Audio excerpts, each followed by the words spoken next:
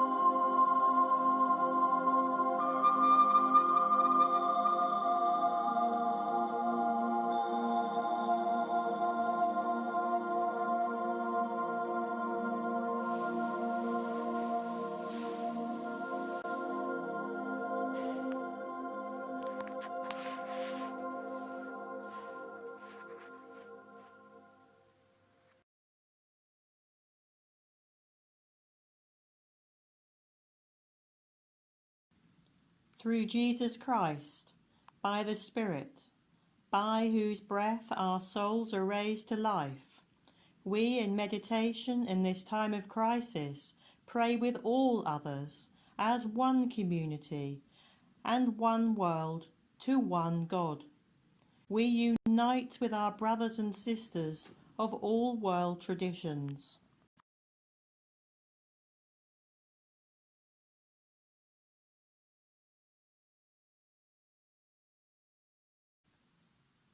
With God is wisdom and understanding. May our ears be attentive. May the meditation of our hearts be for understanding. Through Christ may we seek and find you, acting only according to your will. May we follow his teaching, seeking also the wisdom of the Holy Fathers and Mothers. We commit to love of earth, faithfulness, community, stability, peace and justice making.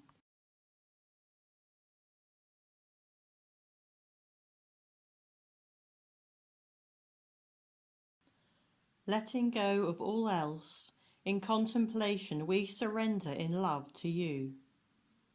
Let our sacred word be a symbol of our consent to your loving presence and healing. May we be faithful to this word so that it rises in our hearts, awaking that sense of your presence.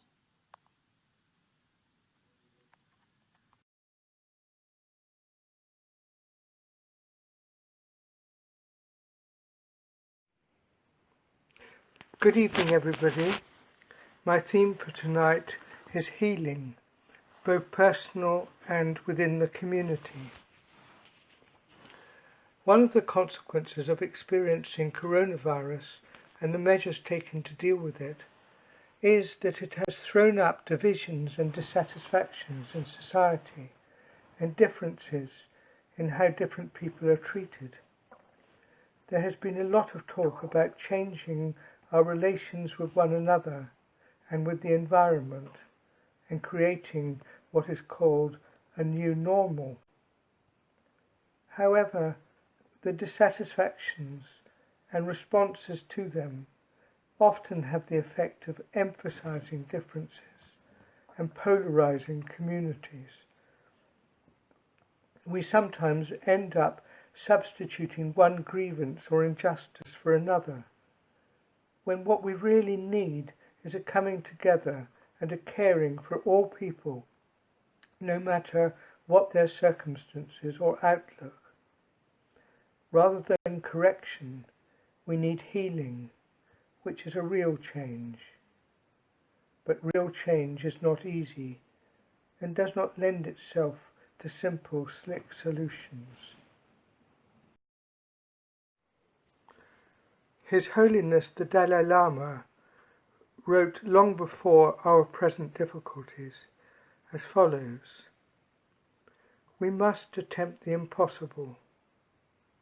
I am convinced that if we continue to follow a social model that is entirely conditioned by money and power, and that takes so little account of true values such as love and altruism, future generations may have to face far worse problems and endure far more terrible forms of suffering.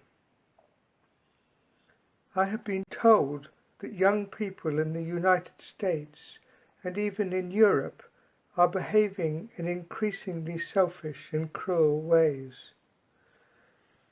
I've heard that suburbs are like jungles, that there are gangsters who take drugs, that young people throw stones from bridges causing fatal car accidents, and even that crimes are committed by children. Is this the result of general moral decadence, or of an economic crisis?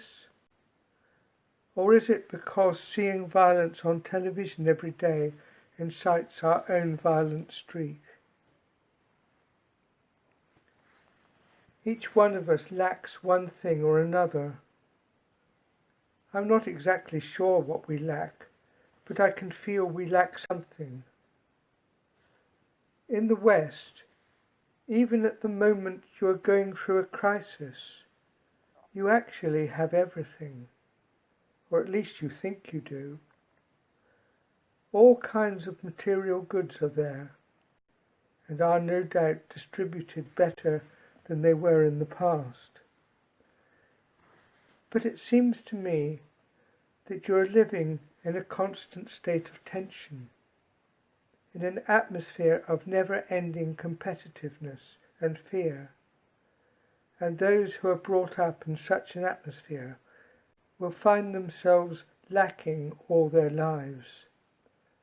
They will not know that wonderful quality of depth and intimacy that is the richness of life. They will stay on the surface of the troubled sea without ever knowing the calm that lies beneath.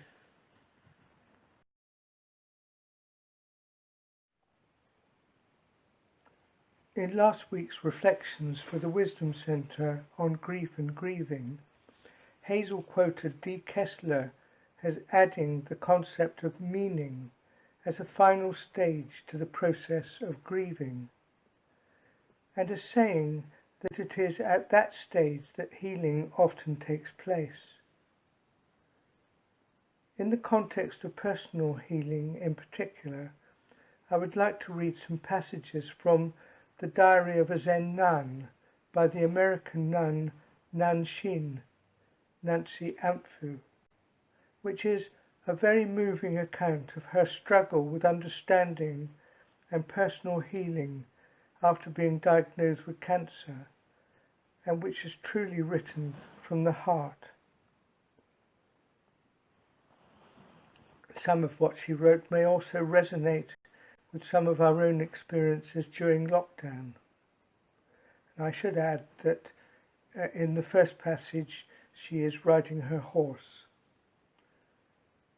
She says, "In addition to naming, there is meaning. Mid-March, the ground has unfrozen all the way down, and is the consistency of fresh art school clay for what seems like a depth of 6 feet, but is probably more like 8 inches. All squish and goo and sludge, pulling at the horse's hooves, clutching and at the same time slippery, treacherous and horrible, but also rather beautiful if your face is not being pushed into it. a tan with silver in it, and black and sand, rather like some kinds of chocolate when melted and worked with butter. This afternoon, in light fine rain, golden fans of sun rays behind it, and the blue line of the Vosges very blue on the horizon. Suddenly the air was full of insects, flying in circles, going nowhere, incongruous when there are still crusts of ice along the edges of ditches and at the bottom of furrows where the sun doesn't strike. "Insects already?" was my response. A little later a brace of partridge squirted up underneath the horse's feet and whirred away. Then, at the bottom of the same loaf of hill that was all cabbage knobs last autumn, I looked up, and suddenly there were 8 deer profiled against the sky. They bounded quickly out of sight. 8 at once. I thought, it's as many years since I've seen so large a group. And then, what does it mean? I invented explanations, some of which I liked and others I disliked, and soon found myself worrying. And then I thought, the thing about meaning is that it is so tied up with wanting. If you do not care whether the deer flourish and multiply or become extinct, then you do not worry about the meaning of 8 of them at once as being a good sign or possibly a bad one. Does anything mean anything when there is no desire attached to it? After considering the Buddhist insights encouraging the ending of desire, she continues as follows. But like all words, those are incomplete. I can complete the words a little. Take care. You can care enormously whether the deer flourish or become extinct, and devote a lot of energy to forwarding one or other of those finalities, or some third one. And in that case, things have meaning, yes. But you do not worry about their meaning. Things can mean all right, with or without desire. What matters is the attached to it. If you are not attached to the desire, then the meaning can be clear, and you can be clear. It is the same attachment that makes worry, and the worry that makes muddle. So the end should read, if you abandon attachment to desire, what do you have? Paragraphs 2, 3 and 4 above, which is her description of the landscape and nature. Those paragraphs enriched with meaning and endless possibility for action. Later, Nanshin wrote more specifically about her own illness. I don't know what else to say about how I experience sickness. I go to meetings of the cancer group that has started up here in town, but don't have much time to be more active. What I care about is changing the minds of medical practitioners, changing their training, changing the minds of people who have cancer, opening things up. I am baffled by the evasive tactics of everybody, doctors and patients alike. I don't know what they're being evasive about. I don't want to be sick and die any more than the next person.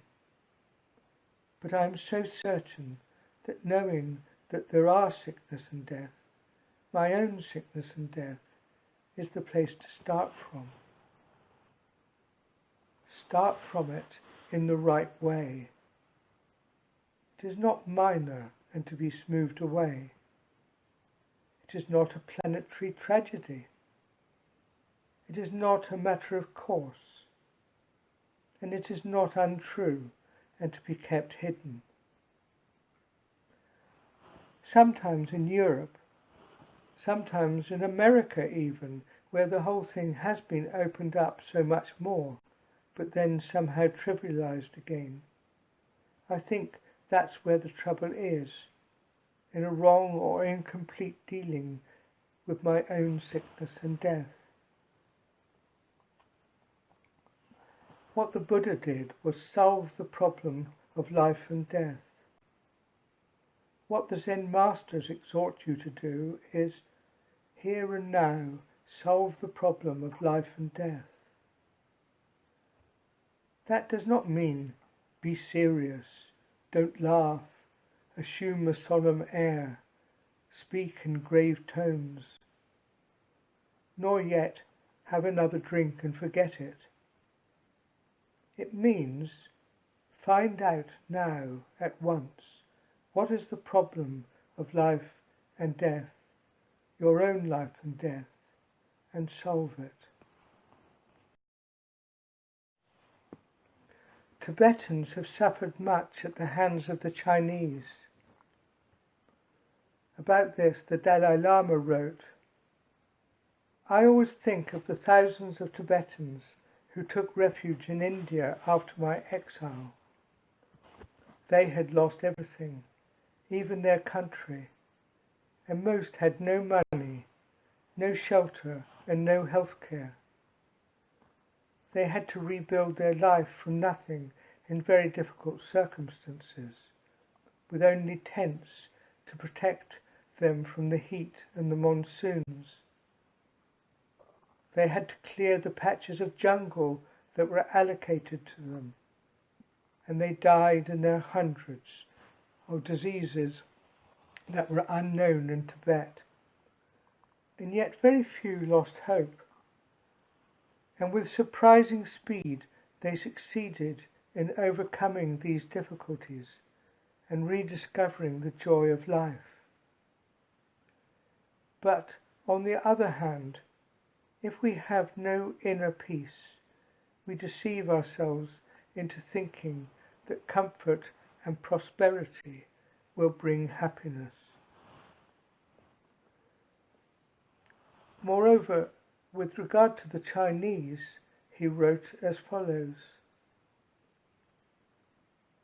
when Tibetans think about the Chinese who are committing atrocities such as genocide, rather than feeling angry, we deliberately cultivate a strong feeling of compassion for them, because they are victims of delusion.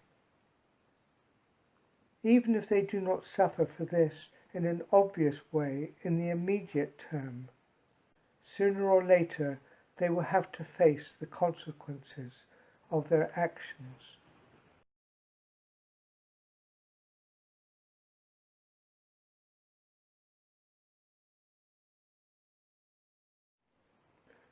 So, for healing, we need first the honesty of really looking deeply and accepting how things are. We need to let go of attachment to our desires and senses of injustice. We need to develop caring and compassion, including for ourselves, and to find meaning through our acts of caring. We need to develop a positive attitude and to develop inner peace. And we need to show, if not forgiveness, nevertheless an understanding of and compassion for the actions and motives of others. This will take time. It is a process rather than a single act, and it involves each one of us individually, as well as the community as a whole.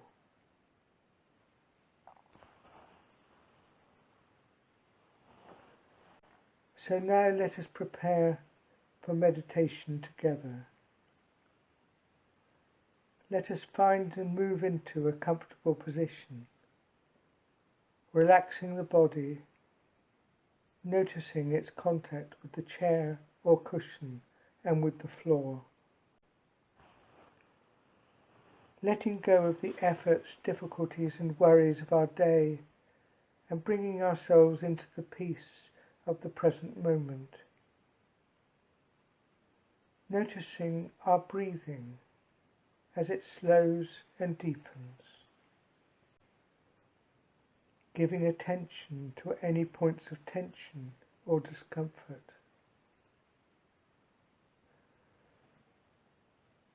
If you use a sacred word, you might like to notice its rhythm, perhaps coordinating it with the breathing. Or simply focus on the candle or on the breathing, returning to the point of focus whenever you are aware of the mind wandering off. The spirit of non-judgmental acceptance. The meditation will last for 25 minutes and will begin and end with the sound of the gong.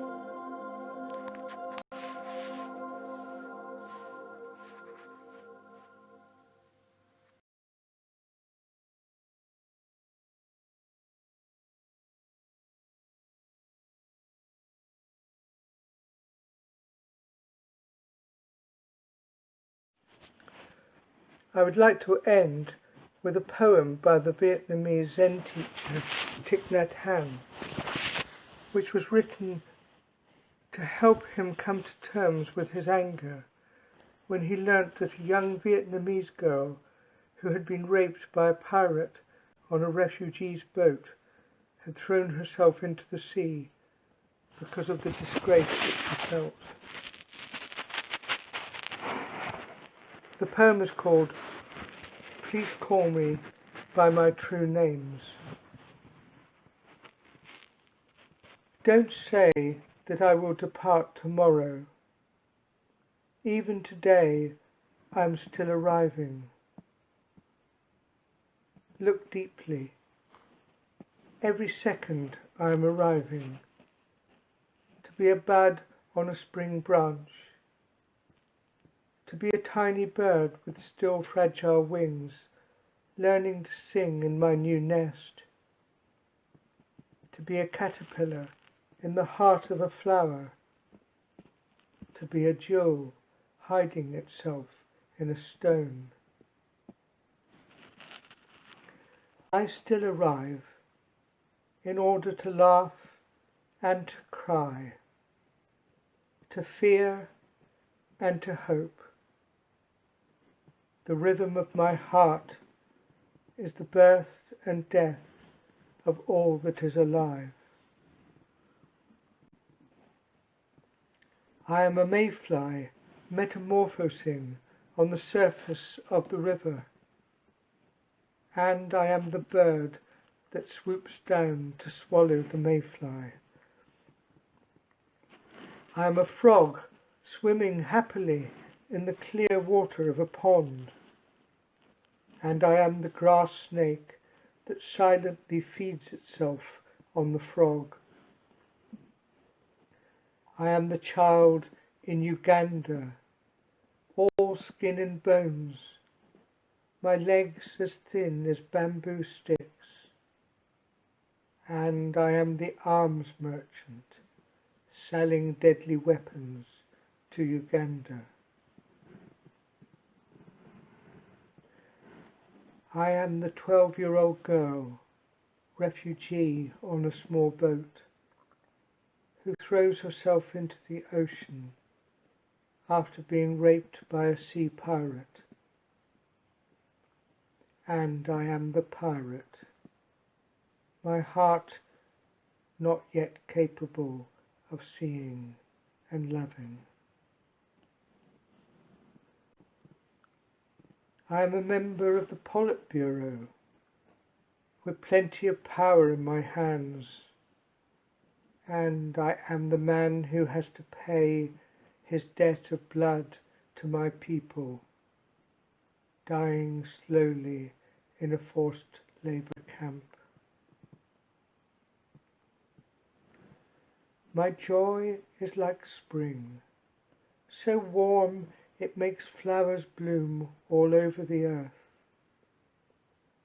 My pain is like a river of tears, so vast it fills the 4 oceans.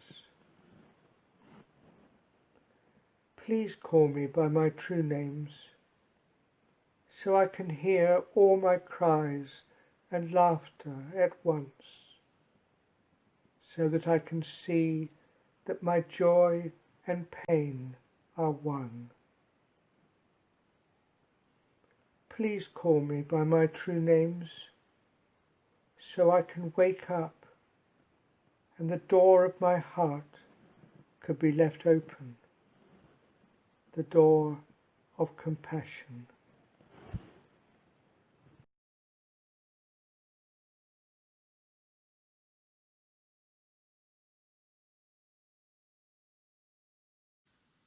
Closing prayer. Through Jesus Christ, by the Spirit, by whose breath our souls are raised to life, we, in meditation in this time of crisis, pray with all others as one community and one world to one God. We unite with our brothers and sisters around the world. Moments of your personal prayer follow. Amen.